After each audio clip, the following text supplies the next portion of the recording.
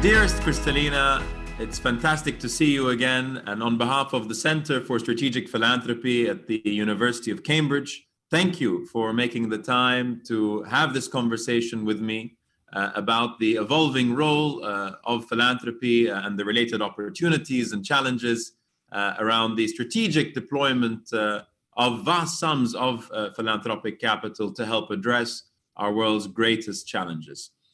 Kristalina Georgieva is, of course, the managing director of the International Monetary Fund, the IMF, which consists of 190 countries and which works to ensure the stability of the international monetary and financial system, foster global growth, and, of course, reduce poverty. Born and raised in beautiful Sofia in Bulgaria, she is, in fact, the first managing director to hail from the emerging markets, which, of course, is a key focus area for the IMF and indeed the exclusive focus of the Center for Strategic Philanthropy itself. Established in 1944 as part of the Bretton Woods system in the aftermath of the Second World War, the IMF has a unique vantage point on the state of the global economy and the various currents that are sweeping through it. And as managing director of the IMF, Kristalina oversees $1 trillion of lending capacity and a staff of over 2,700 professionals from more than 150 countries. Before taking the helm at the IMF, Kristalina was the CEO of the World Bank Group, and before that, the European Commission's Vice President for Budget and Human Resources, where she directly oversaw the EU's response to a number of major challenges, including the European debt crisis and the refugee crisis of 2015. And she also previously served as the EU Commissioner for International Cooperation, Humanitarian Aid, and Crisis Response. On a personal note, and where I became one of her biggest fans, Kristalina and I were both members of the UN Secretary General's high-level panel on humanitarian financing, where I was honored, really, to serve under her extremely capable and inspirational chairpersonship. Dear Kristalina, the top 30 fastest growing economies in the world last year were all in emerging markets. And trillions of dollars of new wealth is being generated within these economies, including across parts of Africa, the Middle East, and, of course, developing Asia in the coming decades. How is the growth of these vibrant emerging markets impacting the nature and scale of your work at the IMF? And what broader social and economic effects do you think that these trend lines could have in the coming years? Thank you very much for the invitation, Badr. You are a champion for good, and I would always respond to any call from you to engage. Today is no exception, especially since the conversation is about emerging markets, developing countries.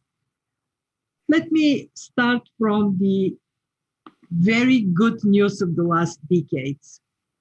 We have seen dynamism in emerging markets and developing economies, shortening the distance between advanced economies and their group in terms of income per capita, opportunities for people, standard of living, life expectancy.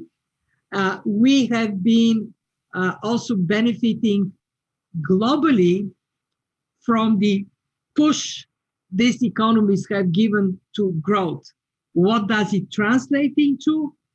Massive reduction in poverty, creation of new opportunities for innovation, for bringing the diversity of experience from these countries for the whole world to benefit, but especially for their population to benefit. And we have seen leapfrogging on a massive scale. Just to take one example, digital. In many countries in the developing world, take, for example, Kenya in Africa, the step into digital transactions jumped over the traditional brick and mortar banking system to a point that they have more digital accounts than they have people.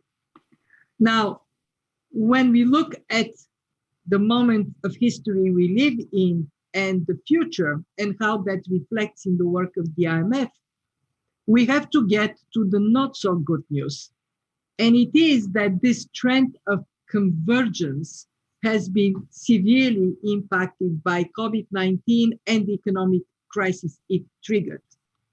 What we now see is advanced economies doing whatever it takes. They have injected 20% to GDP fiscal and monetary policy stimulus to protect their economies and protect their people. In emerging markets, it is 3 times less. And therefore, what we are very concerned is that already poverty is going up, already inequality, income inequality, inequality of opportunity, gender inequality is trending up, wrong direction. And scarring on these emerging markets could be significant unless we act. And that takes me to the IMF. And for us, the strength of emerging markets demonstrably impacts the shareholding of advanced and emerging economies. We have seen an increase of the space emerging markets occupy at the fund. It is also very visible in the policy issues that we are engaged in. The fund is there for all members. Let's remember we played an important role in the Eurozone crisis, but it has been really concentrated mostly on supporting emerging and developing economies to adopt strong macroeconomic policy framework, to clear space for private sector-led growth, and to improve living standards. What we know today is that the pandemic teaches a very simple lesson. Those economies that invested in building strong fundamentals, they withstand the shock much better. The same way people with strong immune systems withstand the virus.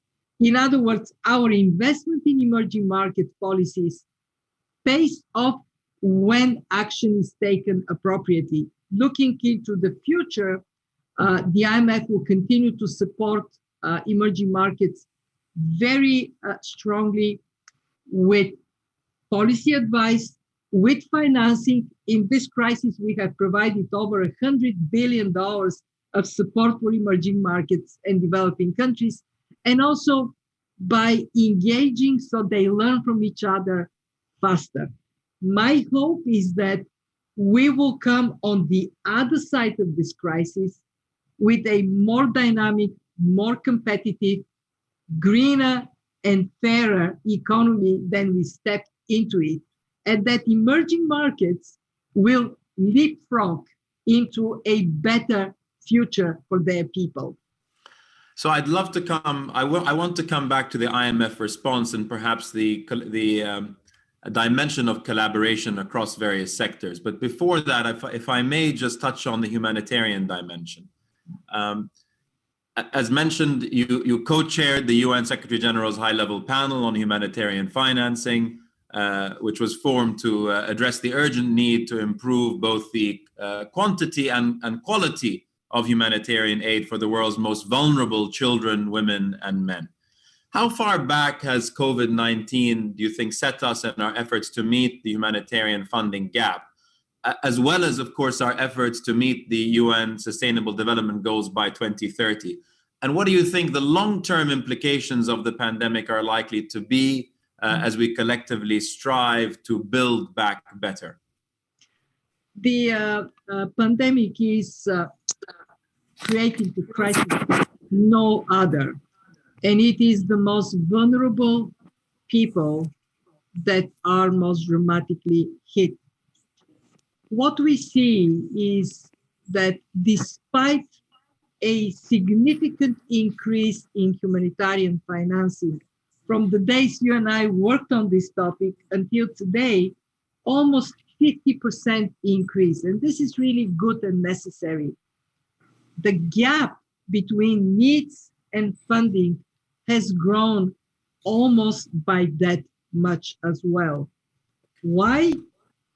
Because we have failed to shrink the needs before the pandemic, and the pandemic hit so badly the world's most vulnerable people.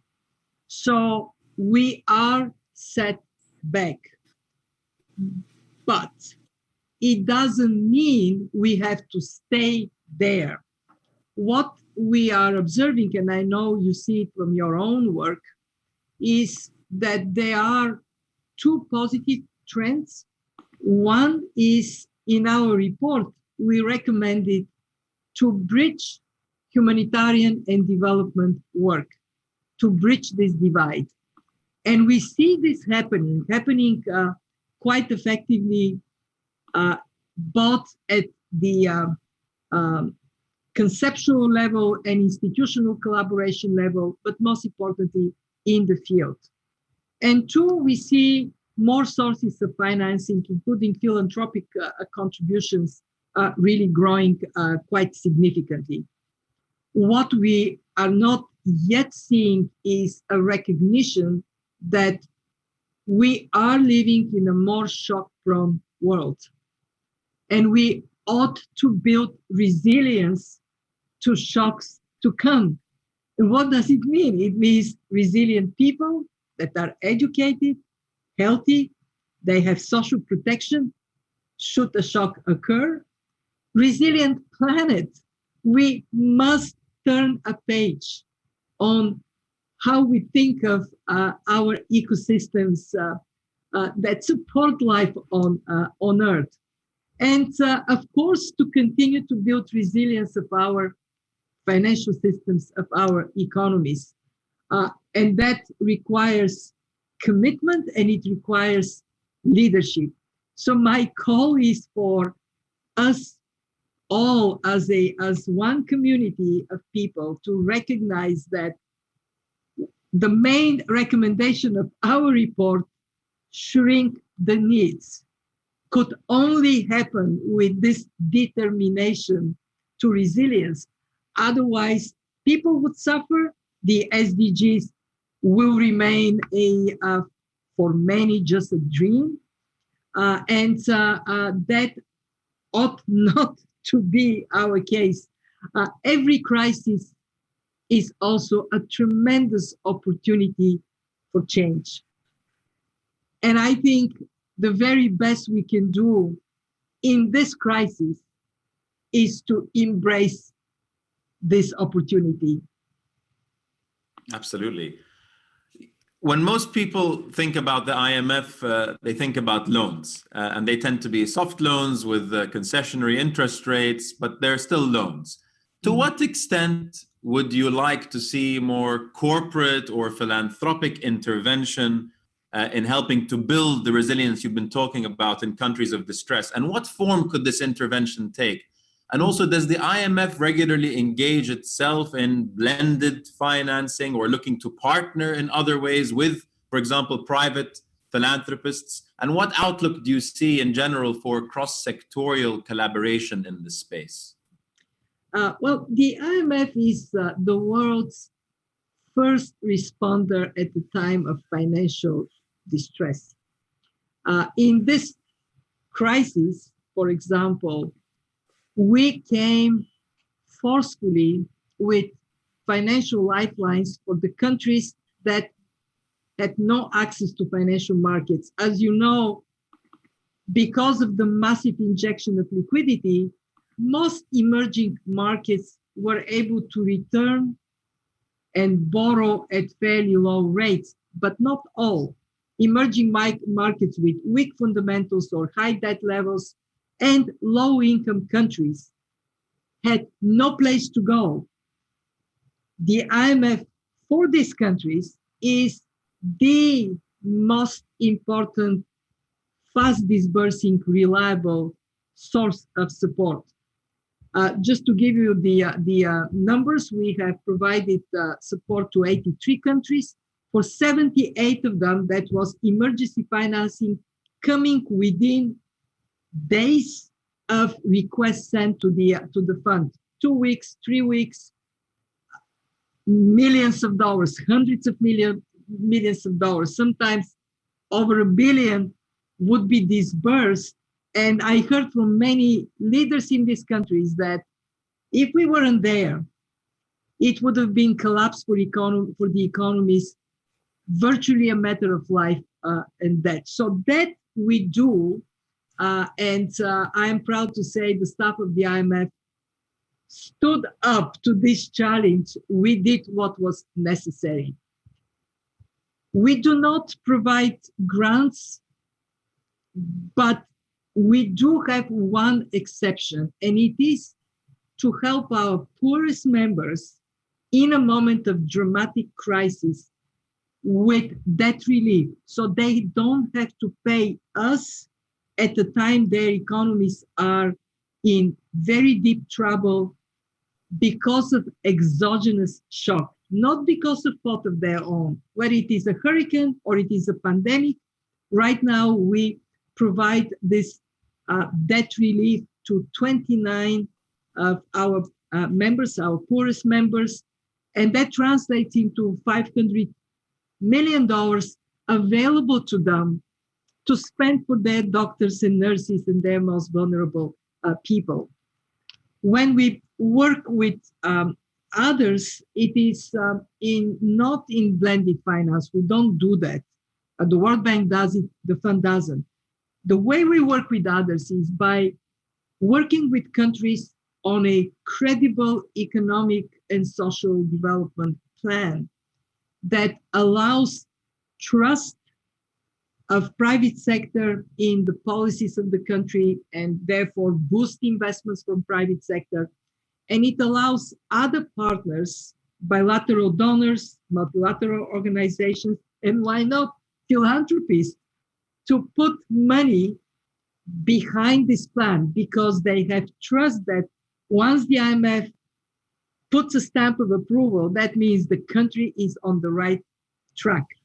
And I am coming from an emerging market economy. I know the difference between bad policies and the cost they impose and good policies and the opportunities they provide. This is what the IMF does.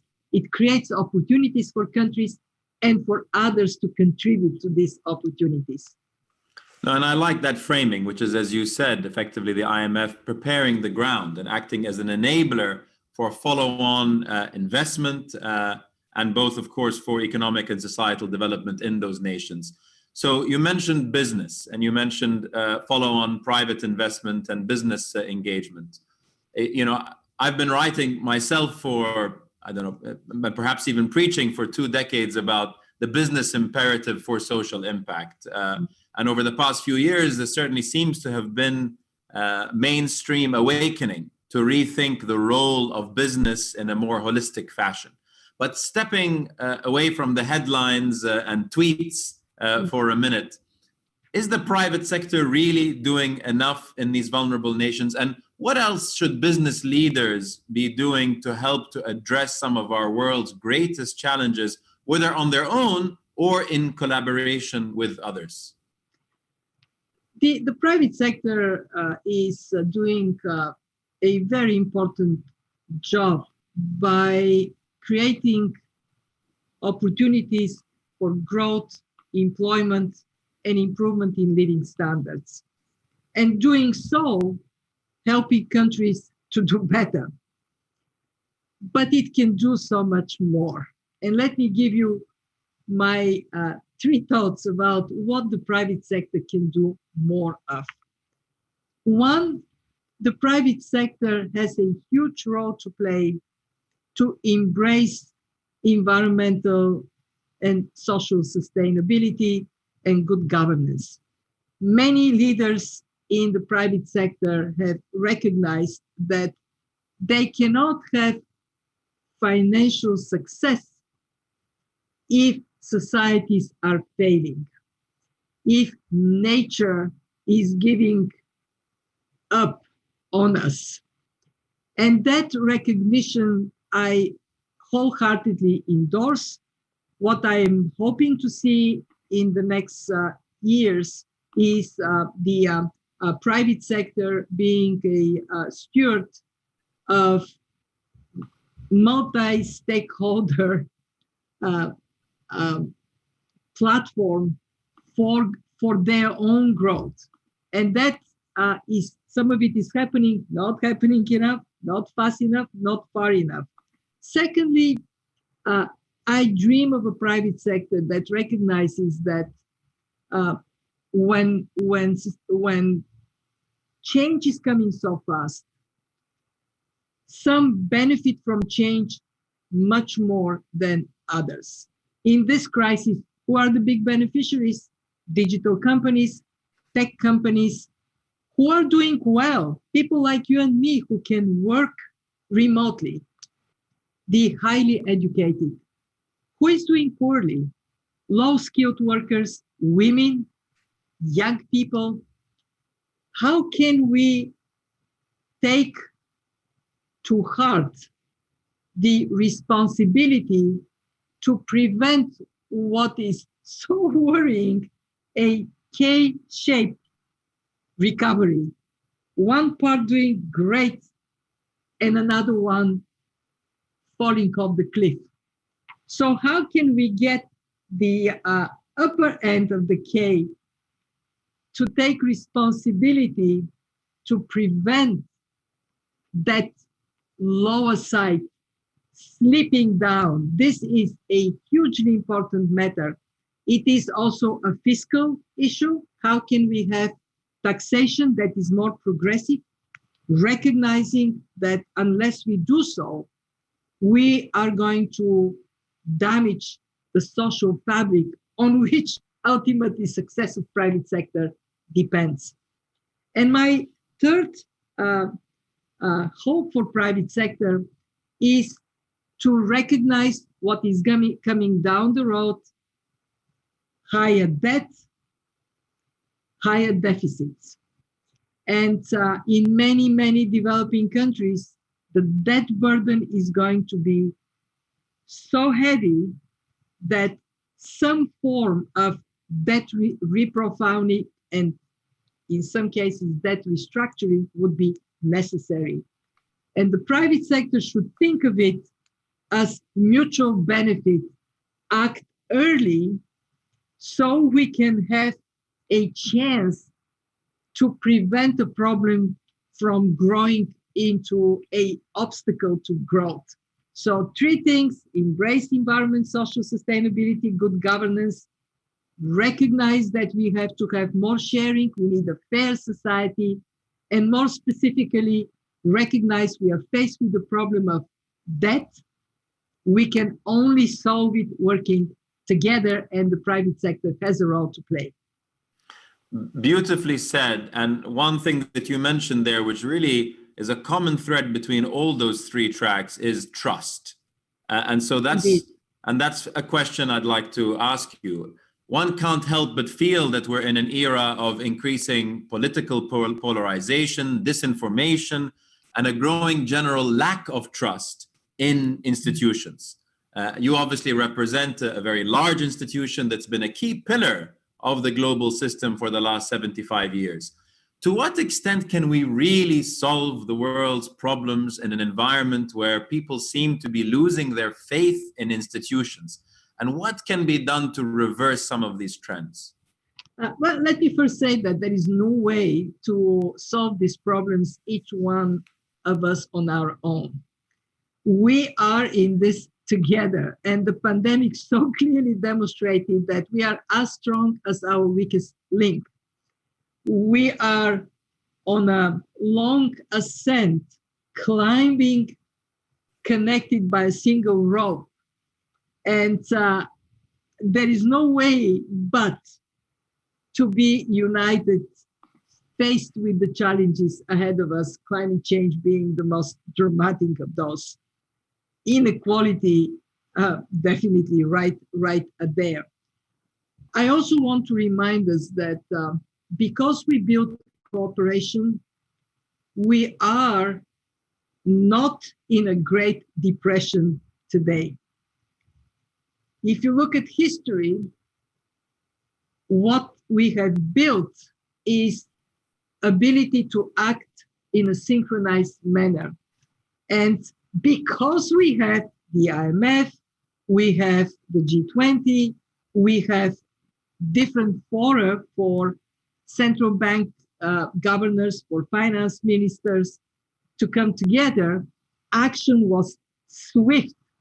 And instead of massive bankruptcies and catastrophic unemployment, we are going through a tough time, but we are not seeing an economic collapse. There is no depression. So value what we have, but then recognize that over the last decades, we have seen inequalities in our societies growing, and we have seen a bit of complacency about the cost of globalization on some people, some segments of our society. Yes, the benefits are obvious, but they are not shared by everyone. And unless we zero in on solving these problems, we are going to have those who feel disfranchised, those who see lack of opportunities, no hope for their future, easily falling prey to populism, to antagonization within societies. That cannot happen for our children. We cannot allow it to happen, Badr. And that means for us to be honest about the problems we have, the problems of inequality, the problems of growth that is unsustainable, the problems of divergence across countries, and then muster the will to work together to solve these problems. And we have no choice but to do that if we are to succeed. You've been very generous with your time. No, as they say, no conversation really these days or any day can be considered complete without really referring to why we're doing all of this, which is for future generations and fundamentally our youth. One of the key objectives of the center is to inspire youth to engage with the philanthropic system in ways that will bring the best out of the system and enhance, of course, the quality and quantity of its impact over time. As a proud mother yourself and grandmother, what general advice or guidance might you provide to the aspiring philanthropists listening to this and to those considering careers in the social sector? It is the very best you can do to help others. It is such a great gift you give to yourself. I have had many opportunities to do very interesting things in my life. But being Commissioner for Humanitarian Aid, having a front row seat in the most dramatic, devastating situations on this planet, people suffering for no fault of their own, and being able to help, this is the very best I have done in my life. It made me a better person. So it is so popular to say, happens to be true. Giving is receiving. It is a gift to you. Kristalina, you are an inspiration to many, including myself, and your leadership and the values that it represents has never been more important as we all work towards building and repairing systems and mechanisms to create opportunity, security, and well-being for all, and not just a few. Please keep doing what you're doing and smiling like you do. And I greatly look forward to our next in-person catch-up. And thank you again. Thank you, Badr.